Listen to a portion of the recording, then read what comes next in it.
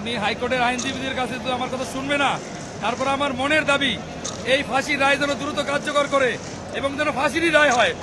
এই জন্য আমি দোয়া করি, 2 রাকাত নামাজ পড়বো, ওনার ফাঁসি হলে আল্লাহর কাছে দোয়া করব এবং এই ফেসিবাদের কারখানা ভেঙে যেন পাবলিক টয়লেটে পরিণত করা হয়।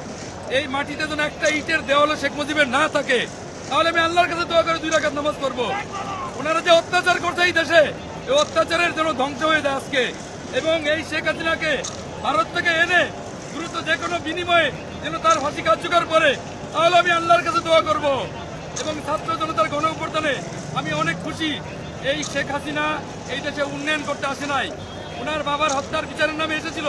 বিচারের নামে এসে উনি আকাশ পথে কিছু উন্নয়ন করছে, বাকি কোনো উন্নয়ন করে নাই। সব মাটির খোকা রেখে গেছে এবং টাকা পয়সা লুটতাস করে নিয়ে গেছে। বড় বড় 3টা হত্যাকাণ্ড চালাইছে, শাপলা চত্বর, পিলখানা এবং কি অনেক লোকে গুম খুন করেছে। এই শেখ হাসিনা অনেক অন্যায় অত্যাচার করছে। শেখ হাসিনা মেজর জলিলকে নিজের হাতে জমা দিয়েছে। আমরা চাই, দোয়া করি, বাংলার জনগণ ছাত্রদের সাথে আছে। আজকে যেন এই বাড়ির একটা ইটও না থাকে এবং এই ফেসিবাদ যেন বাংলাদেশে আর কখনো না জন্ম হয় এবং আওয়ামী লীগের নাম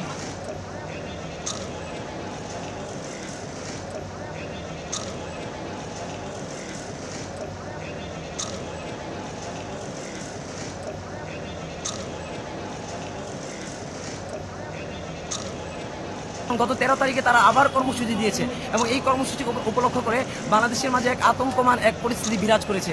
এইটার উপলক্ষে আমরা দেখেছি তাদের মাঝে কোনো ধরনের অনুশোচনা নেই।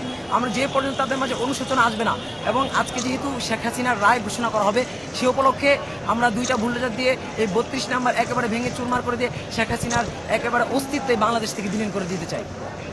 আসলে কারা, মানে কোন জায়গা থেকে 2টি বুলডোজার, কাদের, কারা এই দুটি? এইটা হচ্ছে একেবারে সাধারণ ছাত্র জনতার পক্ষ থেকে এই 2টা বুলডোজার আনা হয়েছে। কারণ এই শেখ হাসিনার এই অস্তিত্বকে বিলীন করা, এটা শুধু কোনো ব্যক্তির, কোনো নির্দিষ্ট কোনো মহলের দাবি নয়, বরং পুরো আপামর জনতা, বাংলাদেশের সবাই চায় যে এই শেখ হাসিনার বিচার হোক এবং এই 32 নাম্বারকে চুরমার করে দেওয়া হোক।